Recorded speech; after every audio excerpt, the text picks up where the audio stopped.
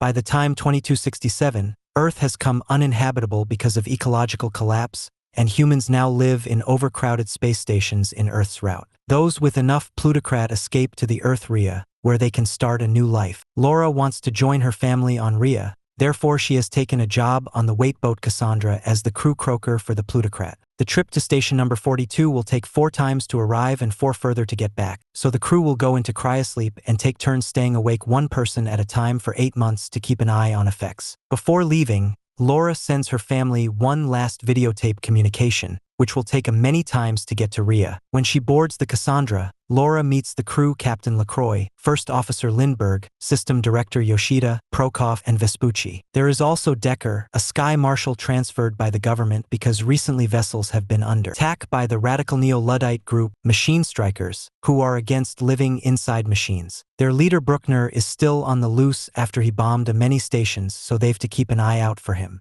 The crew enters cryosleep and effects go peacefully for 3 times. When it's Laura's turn to wake over, she finds a communication from her family Aryan staying for her, where she expresses her worries over the terrorist attacks. Laura sends her a communication back and also concentrates on establishing a routine to keep herself stable, which includes reading, exercising, and keeping an eye on the boat's performance. One day, Laura begins hearing noises inside the boat. She follows them to the weight bay, where she suddenly finds Commodity banging at the door. Alarmed, Laura runs down and is shocked to impinge into Decker, who explains he was automatically woken up when the system detected someone entering the weight bay, which is interdicted. Laura tells him what happened and rushes to wake up LaCroix, since the rules say the captain must be around during unanticipated incidents. Once LaCroix wakes up, the 3 of them probe the weight bay and find the astronaut suits thrown on the bottom. LaCroix wants to believe the air pressure tossed them, but also he checks the system logs and discovers multiple illegal accesses during Laura's shift. Subsequently, the Triad suits over and enters the constraint area, leaving an essence plate at the gate to keep it open. They resolve to look for suggestions and Laura climbs to the upper area, which consists of dangerous narrow islands to walk on. Suddenly, Laura notices Commodity falling. It is LaCroix. Decker and Laura rush to check on him and find him unconscious. At that moment, the gate starts closing because it's bending the plate, so Decker picks up LaCroix and runs with Laura to get out before they get locked outside. By the time they make it out, LaCroix is dead and no CPR will bring him back. Since this is an exigency now, the whole crew must be woken up. Following protocol, Lindbergh becomes captain and she incontinently assigns tasks. Yoshida must check the logs for suspicious exertion, Laura must do a necropsy on LaCroix, and Prokop and Vespucci must fix the gate. During the necropsy, Laura confirms LaCroix failed when he fell. She also discovers one of his eyes is an implant. She and Decker connect the eye to the computer and check the recording of LaCroix's last moments. To their shock, LaCroix finds an open constraint unit with a biohazard warning on it,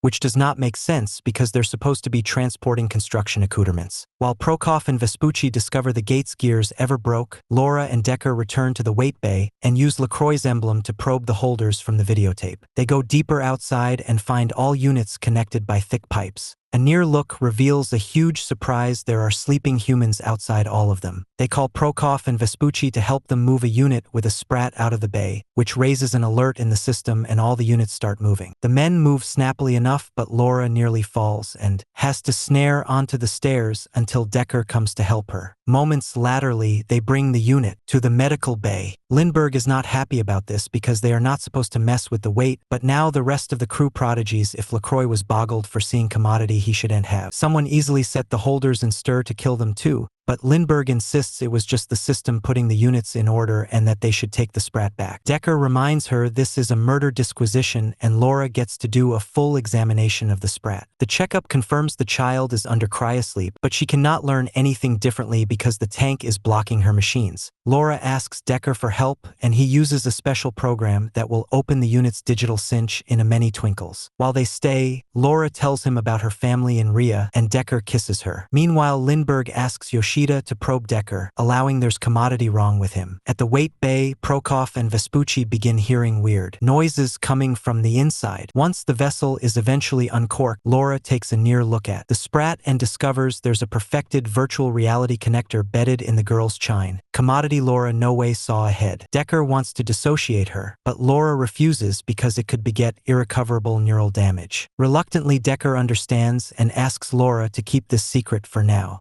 Subsequently, Laura sends another communication to Ariane, telling her about her findings and complaining about how long dispatches take to arrive. In the meantime, Yoshida tries to pierce Decker's train only to get blocked out. 20 twinkles laterally, Laura is surprised to get a communication from Ariane back so soon. Confused about what is going on, she confronts Decker and asks him why he wants to keep secrets and why he knows how to open the units. Rather of replying, Decker kisses her, and the two of them end up getting frisky. Many hours laterally, Lindbergh calls everyone to the sundeck and informs them that Yoshida discovered someone manipulated the cryo chamber's logs. Turns out, Decker had been woken on regular base, but Decker just says it's part of his duty to check on the boat periodically. Lindbergh suspects him to be LaCroix's killer and tries to arrest him, causing Decker to try to defend himself. Yoshida and Vespucci manage to overpower him, but in the struggle Decker gets hurt, and Laura asks them to bring him into the medical bay to avoid blood impurity. Laura takes care of Decker's crack while ignoring Decker's attempts at chat, and before she leaves, Decker confesses they are not going to station number 42, they're actually going to Rhea. Subsequently, Decker is put back into cryosleep. In private, Laura asks Yoshida to check the boat's destination. Yoshida confirms they are not going to station number 42, and since it's insolvable to change equals after the flight formally began, it means this was planned from the morning. When Laura brings up her dispatches arriving snappily to Rhea, Yoshida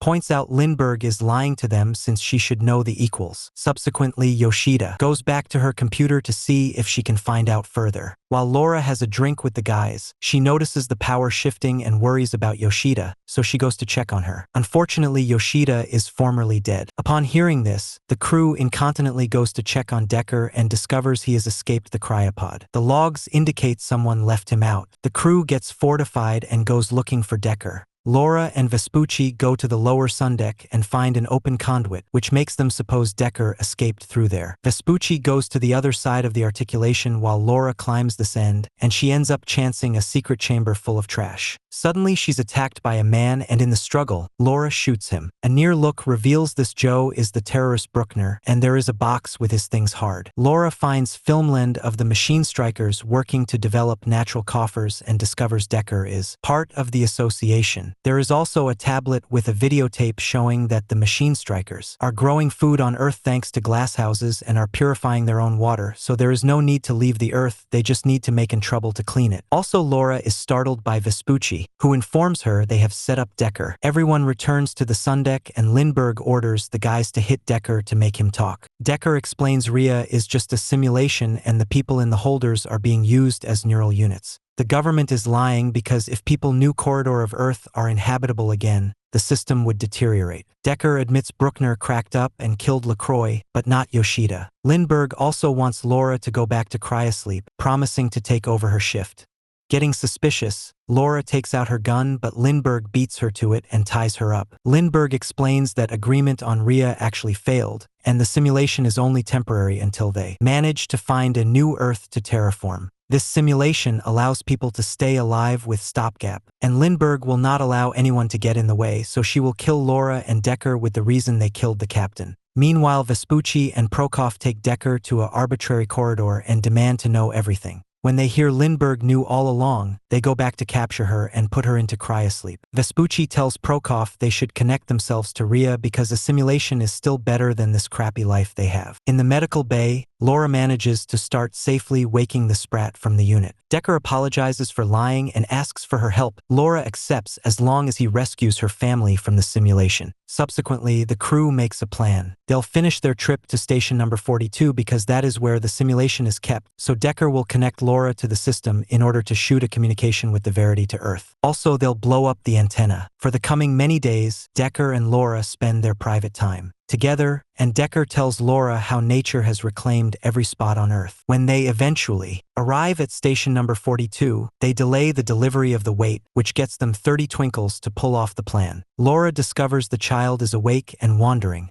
so she has to snappily take her back to her room to keep her safe. Prokop and Vespucci intimately work against the plan because they want to connect themselves to Rhea, and to do that they'll need Lindbergh's emblem. Vespucci burns his hand with cryoliquid to recoup it from the tank, while Prokop reprograms the unloading of the weight to 10 twinkles rather of 30. Next, they use the emblem to pierce the units and dissociate two people to take their places in the simulation. As the system gets ready for delivery protocol, it wakes Lindbergh up. Meanwhile, Decker goes on a spacewalk to put the snares on the station's antenna before he goes looking for Ariane's vessel, luckily chancing it snappily. Laura decides to join him, but her suit begins conking and Decker has to catch her before she drifts down. Decker explains to Laura that the units cannot be just unplugged without killing the people outside, so Laura asks to be connected to the simulation in order to meet her family and shoot the communication. At that moment, the boat begins delivering the weight automatically, meaning they only have a many twinkles left before the boat begins the trip back. Decker connects Laura to Rhea and Laura is shocked to appear in the most beautiful timber she's ever seen. In a house hard, Laura reunites with Ariane and her kitties and cries over having to destroy their happiness.